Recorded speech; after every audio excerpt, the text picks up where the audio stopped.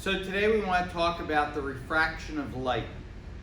So what you should know about refraction is it's one of three possibilities that we could have when light tries to go from one material into another. So if we have light traveling through the air and it enters into a new material, some of the light can reflect off, some of the light can pass through the new material, and some of the light will be absorbed by the new material. So we have reflection, we have absorption, and then we have the one that transmits through the material, and that transmission is going to lead to refraction. So if we take a look at light coming in on an angle, some of it will bounce off, and we already learned that it will bounce off at the same angle as the original angle. We know that some of the light will enter into the new material, and that's what we call refraction. And that will happen at a different angle than the original. So if this angle is 20, this angle is not going to be 20. The angle of reflection will be 20. We would like to figure out a way of determining that new angle when the light does refract. Okay, when it reaches the boundary of that material and is about to pass back into the original material, we still have the chance of refraction, and we are going to have some of the light reflect. So usually you will have light doing all three things at the same time: reflecting, refracting, and some absorption. Depending on the material, will determine what percent is reflection, what percent is refraction, and what percent is absorption. Okay, we saw that refraction is going to cause objects to appear to be in spots where they are not. So we have Princess Leia, and we're looking at her through a fish tank, and where her light passes through the water, we see that it gets displaced to a new position. Our goal is to figure out a formula to let us predict the angle that the light is going to travel as it refracts through a material. That will help us when we start looking at things like lenses, for things like telescopes, microscopes, cameras, and also for eyeglasses. We can be tricked by refraction, so it looks like this little creature is actually in the fish tank, but as we play this out, we will see that he's actually behind the fish tank. Okay, so refraction can cause objects to appear in positions where they are not.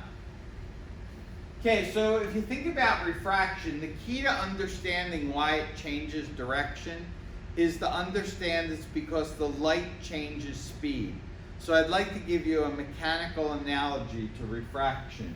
So think about a car where we've got independent tires on the driver's side and the passenger side. And when the car hits on an angle, you'll see that this tire on the passenger side is going to slow down first, which is going to cause the car to pivot around that slower tire. And then the car is going to take off on an angle different from the original angle. If the car is traveling along the normal line, both tires are going to hit simultaneously. It still slows down, but it will not change direction. And finally, if we send it from the slower material to the faster material, what's going to happen is the passenger side is going to come out first. It's going to speed up and take off on a bigger angle than it originally had. Okay, so with light, we have these things, they're called the index of refraction for the material, and it tells you by how much the light is going to slow down, which is then going to help us determine how much it's going to bend or refract. So if you look, vacuum has a value of 1. That means we have a speed of 3 e to the 8th. It does not slow down at all. When you look at something like diamond, the light is going to slow down by almost 2.5 times. It's going to travel 2.5 times slower through diamond, almost, than it does through regular air. Okay, so the way you figure out the speed of light in a different material is 3 e to the 8th divided by your index of refraction. So if we were looking at water, the index of refraction is 1.33. All right? So you should know that when light reaches a new material, it's going to change speed. We saw in our lab that at different angles, it's going to bend to different refracted angles, and we collected a whole bunch of data. We stopped at different angles along the way, and we measured the new refracted angle. So you'll see at 11 degrees, we get it refracting to a little more than 8 degrees. So as we go from air into water, it bends to a smaller angle compared to the normal. Okay, you can see when we're at 70, it bends to about 45. As we allow this thing again to get larger, you'll notice the angle gets larger, but it gets larger in smaller increments. When we plot it out, it looks like it's a linear graph, but you'll see it does start to bend and turn. So it is not a linear or proportional relationship, but it's something else. It turns out that in order to straighten out this graph, it's a pretty complicated series of transformations that we have to run. So what we do is we take the angles for our x, and we turn them from degrees to radians, and we take the sine of them. We do the same thing for y. We put our angles in radians, and we take the sine of all of those angles. We're then going to adjust the scale so that we can see our data. And we see we get a nice proportional relationship. Okay, so now we know that the sine of the angle of refraction is equal to some number times the sine of the angle of incidence. Okay, so it is a proportional relationship, not between the original angles, but between the sines of the angles.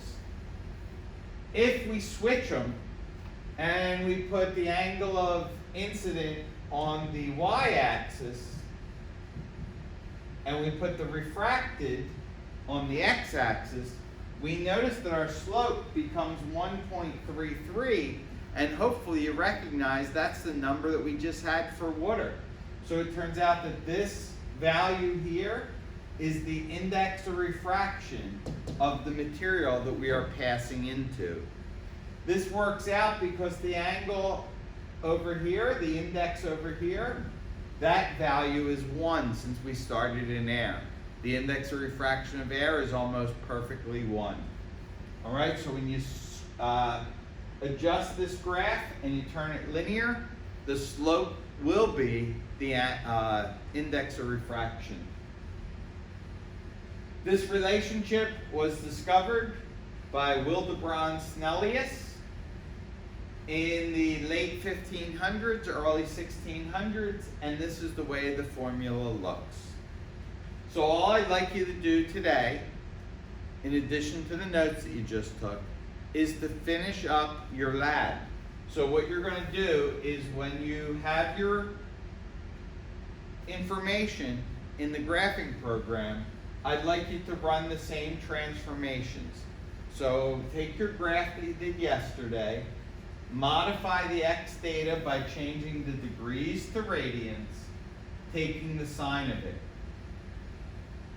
Go into the y data, again, degrees to radians, take the sine of it,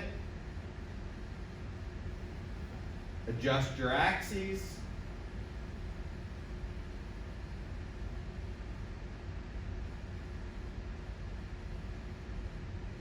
and curve fit it.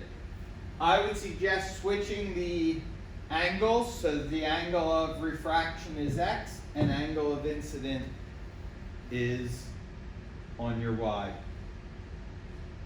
Okay, and this way your slope will tell you your index of refraction. So finish up the graphs from yesterday and then write up the conclusion of what we found in terms of the relationship between these two angles.